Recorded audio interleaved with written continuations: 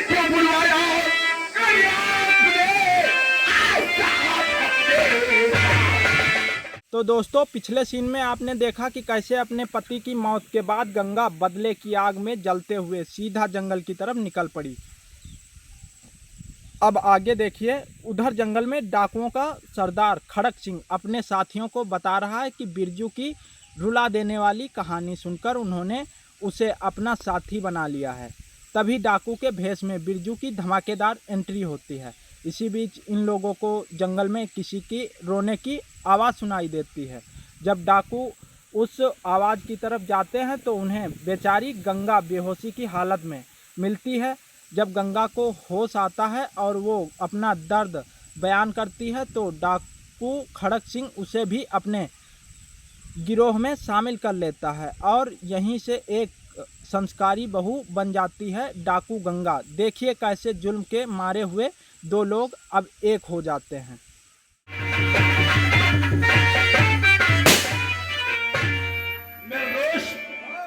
जो लड़का सिर्फ बेहोशी के हाथ में मिला था, उसने अपना नाम बिरजू बताया। उसकी कहानी को सुन करके हमारा तो कलेजा दहल गया। इसलिए मैंने उसे अपना दोस्त, अपना साथी बना लिया है। बहुत अच्छा किया। आज सुबह हाँ, तब मैं मशीन गन लेकर के गया था काली मां के मंदिर को दर्शन करने के लिए, लेकिन समय काफी हो गया, अभी तक वापस क्यों नहीं पहुंचा?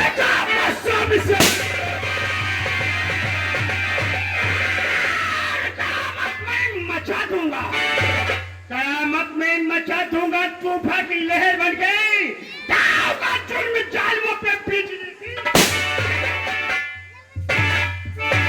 कहाँ जाएंगे बचकर, कहाँ जाएंगे बचकर? चारों तरफ भय ही भय है, यहाँ भी पड़े तो वहां।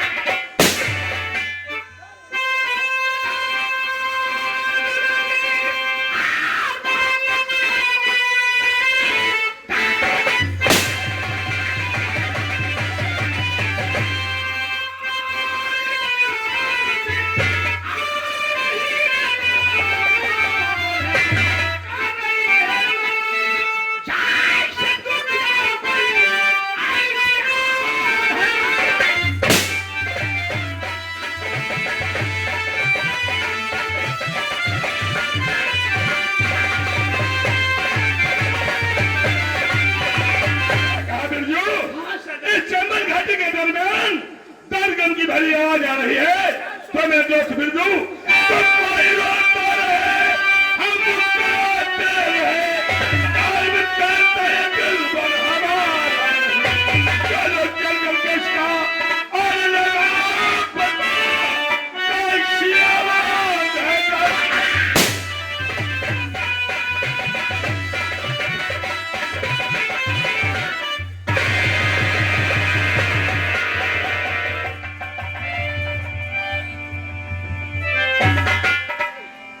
भगवान, मैंने क्या किसी का बिगाड़ा था जो आज के दिन इतनी बड़ी सजा मुझे मिली? क्या मेरा कसूर था भगवान?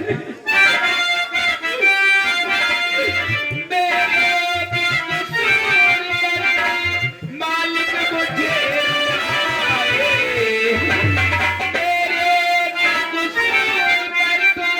मालिक मुझे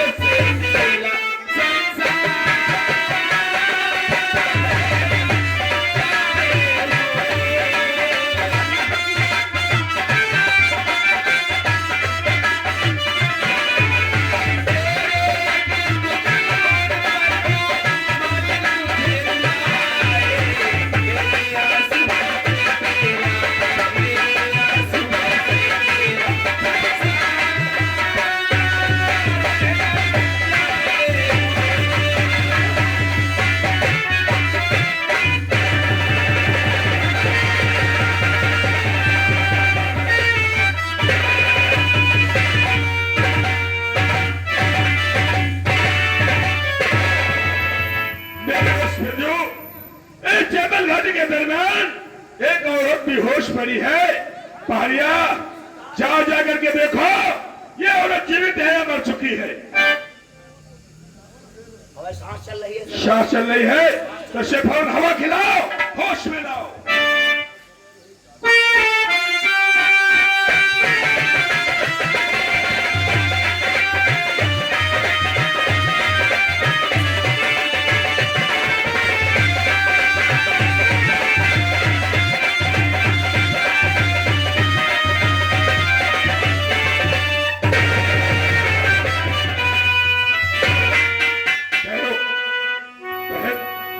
घबराओ मत, चलो मैं तुमसे कुछ जानकारी करना चाहूंगा बहन। पहला तुम कौन हो और क्या तेरा है?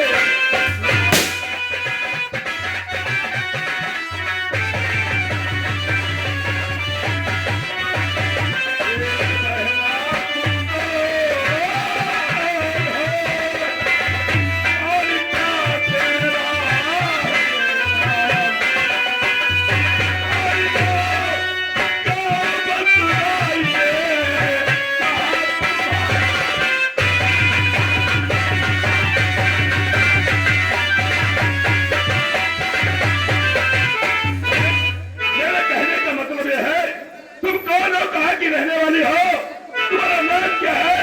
इस शमन घाटी के दौरान ऐसी हालत में आने वाला कौन सा खबर है?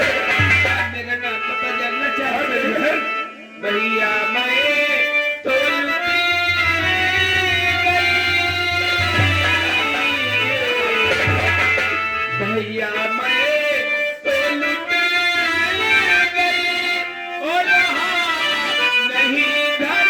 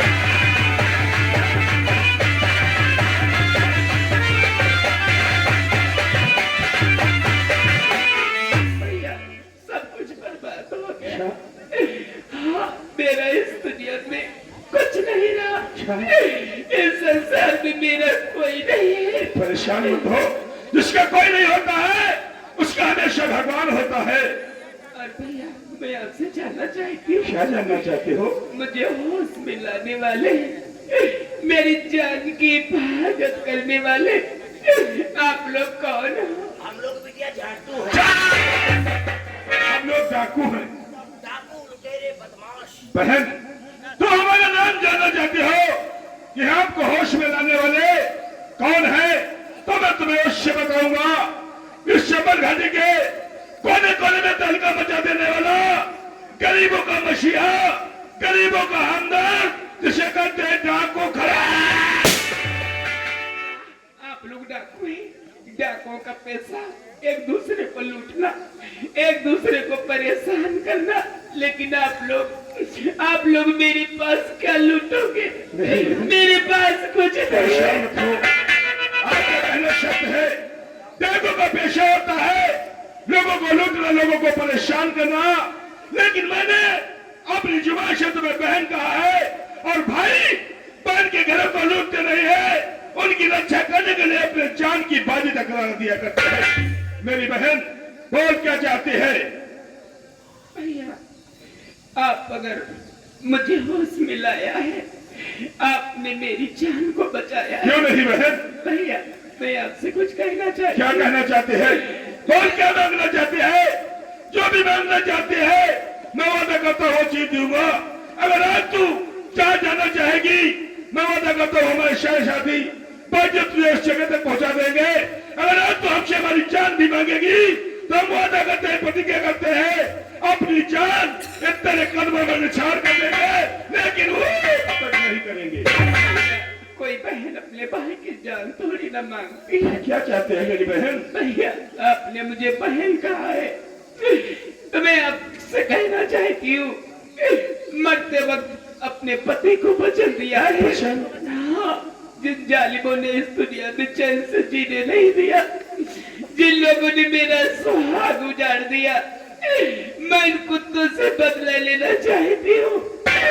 जब तक उन कुत्तों से बदला नहीं लूंगी, मेरे पति की आत्मा भटकती रहेगी। भैया, मैं आपसे और कुछ नहीं चाहती हूँ, मैं आपकी माँ बनानी चाहती हूँ। भैया, शरण में मुझे ले लीजिए। आपकी मुझे शरण चाहिए, आपका सहारा चाहिए। मेरी बहन भाइयों के पैर नहीं छुआ करते हैं, भाइयों को आदेश दिया करते हैं। तो हमारी शरण चाहते हो, हमारी पनाह चाहते हो, तो अपनी शरण देंगे, अपनी पनाह देंगे। मेरी बहन, अगर ये बात है तो शबान हमारे राइफल को बन जाए चंबल की शेरनी और मिटा दे शेख जाल में दुनिया से नामन।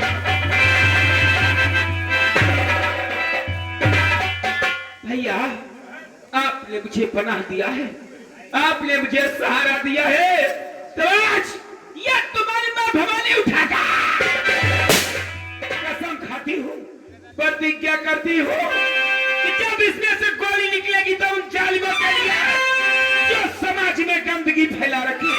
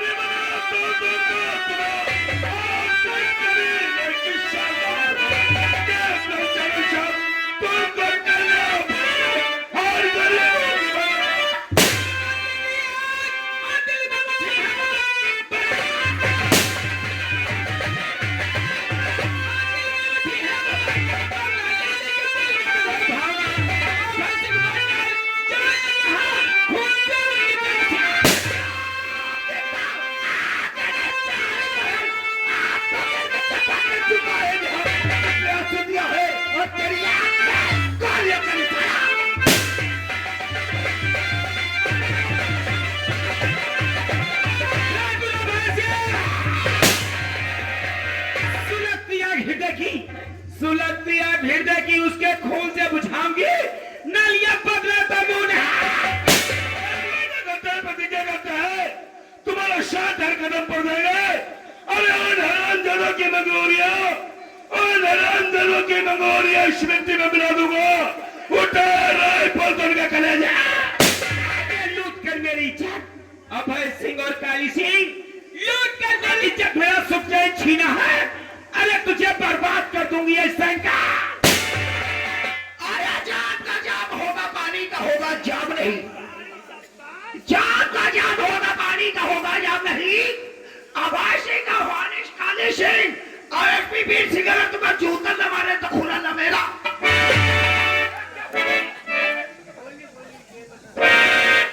शाले गोली जेब में रखते हो। बात बना गोली रहे तुम्हें पहले तक गई। चलो पहले हम तुम्हें अपने हथियार दिखाते हैं, तुम्हें इतना निशानेबाज बना देंगे कि आज के बाद तुम जिस गांव से गुजर जाओगी, उस गांव का बच्चा बच्चा कांप उठेगा। तुम जिस जंगल से गुजर जाओगी, और जंगल का पत्ता पत्ता जो बहन, अब तक दिल में शांत था, अब तक दिल में शांत था, तो बड़ा जुनून देखो गंगा मांग रही है दुश्मन का।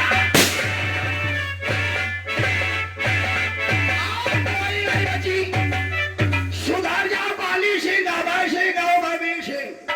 आव लौड़िया बदमाश भाई। तो देखा दोस्तों आपने कैसे हवेली के सताए हुए बिरजू और गंगा अब डाकुओं की ताकत बन चुके हैं।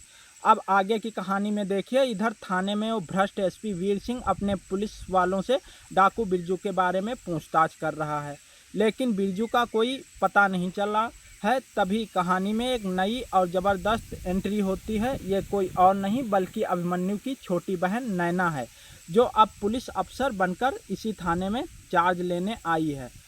चालाक एसपी वीर सिंह तुरंत नैना को झांसा देने लगता है और कहता है कि यहाँ डाकुओं का बड़ा कहर चल रहा है। बेचारी नैना को तो अभी भनक तक नहीं है कि उसका पूरा परिवार ख़त्म हो चुका है और उसकी अपनी भाभी ही डाकू बन गई है।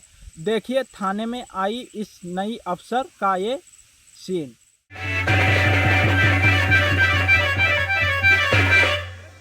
और शर्मा जी का हाल चाल? और सब ठीक है।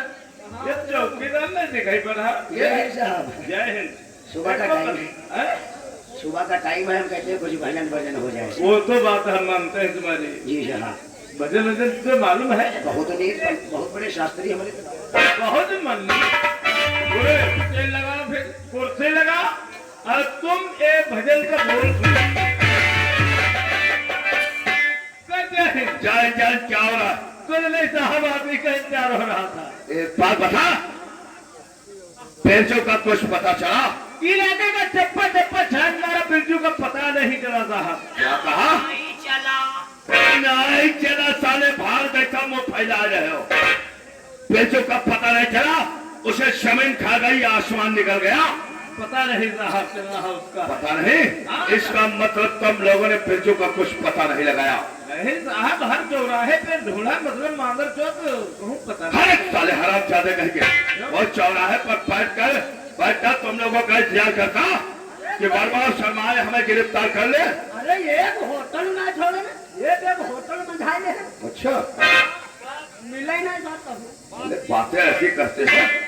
बात यह ना है साहब, भूखा भागा रहे तब है हर चौराहे पर। चुप! काम करने नहीं के। यही तुम लोगों की लापरवाही होती है। हाँ यही लापरवाही की वजह से कभी हमने सोच लिया है। जी साहब। और वो बेचो जो लॉकअप से भागा था, हमने उसका पीछा किया था। जी हाँ। वो बेचो जंगल के अंदर प्रवेश कर गया था। जी। वो बेचो कैश के गृह में जाकर के करना क्या कर गया। ताओ भैया आए तुम्हारे हो गए मुठभेड़, मौका है जंगल में दबिश मारो, साली को गिरफ्तार। डंडा देख रहे हो? ये बात सही है चौकीदार। बेचो कैश के गृह में जाकर के खतरनाक डाकू बन गया। तभी हमने सोच लिया जी साहब। ऐसे ऐसे सिपाही हमारे थाने के अंदर रहेंगे तो डाकुओं पर कोई हमें कामयाबी नहीं मिलेगी। तभी हमने टियाजी साहब के पास फोन किया। जी हाँ। और टियाजी साहब से फौज के डिमांड किया। जी साहब। टियाजी साहब ने हमारी मांग को स्वीकार किया। जी साहब। और अपने इस थाना रायगढ़ में एक जाबाज अफसर, हाँ एक जाबाज अफसर लेडीज इंस्पेक्टर नैना को थाने में तैनात किया। लेना सिंह आ रही है हाँ, और सुना, हाँ जी वो साहब। किसी भी समय थाने के अंदर आ सकती है। तो हम लोग चलते फिरते नजर आओ, किसी के मुख से कोई आवाज नहीं आती।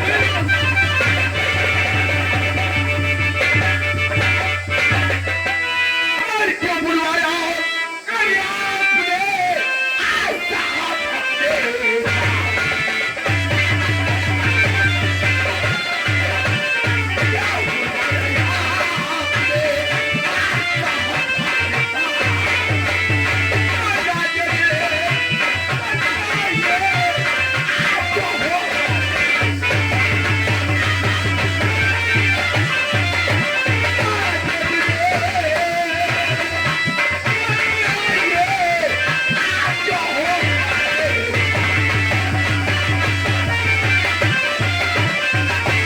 बुलाने का कारण जानना चाहती हूँ कि मुझे किस लिए बुलाया गया है। नैना, बुलाए जाने का कारण जानना चाहती हो? शायद तुम्हें नहीं मालूम है, इस इलाके में डाकू खड़क सिंह ने अपना आतंक मचा रखा है। उसी को गिरफ्तार करवाने के लिए मैंने तुम्हें यहाँ पर तैनात करवाया है। और नैना, हमारी बात जरा ध्यान से सुनो। और खड़क सिंह मौजूद है और इसी के तरफ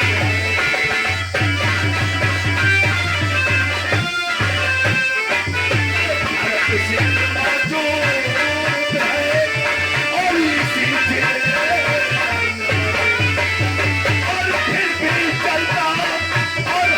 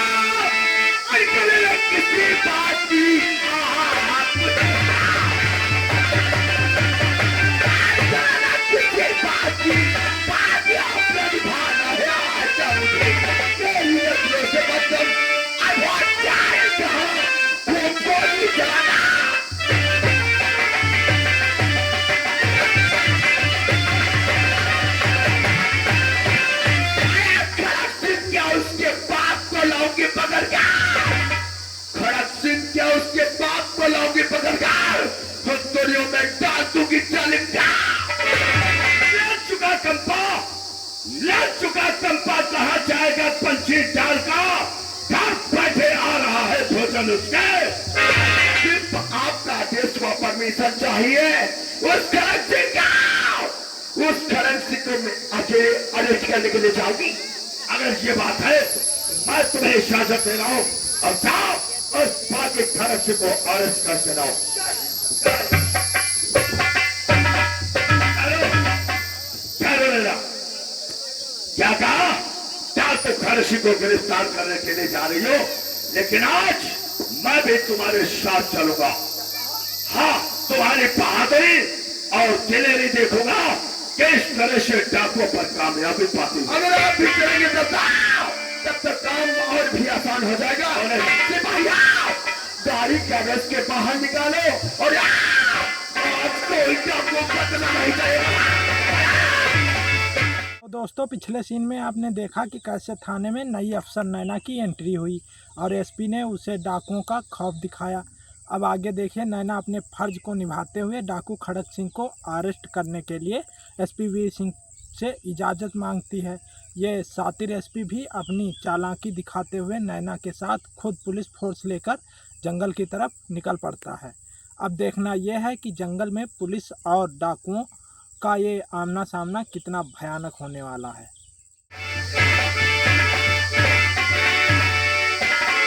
साथियों, सुबह सुबह बहन गंगा गई थी जंगल को शेयर करने के लिए, लेकिन समय का भी बीतता जा रहा, अभी तक वापस क्यों नहीं पहुंची?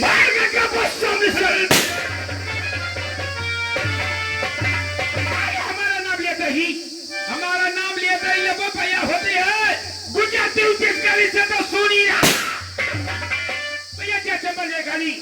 लेकिन मैं आप लोगों से कुछ कहना चाहती हूँ।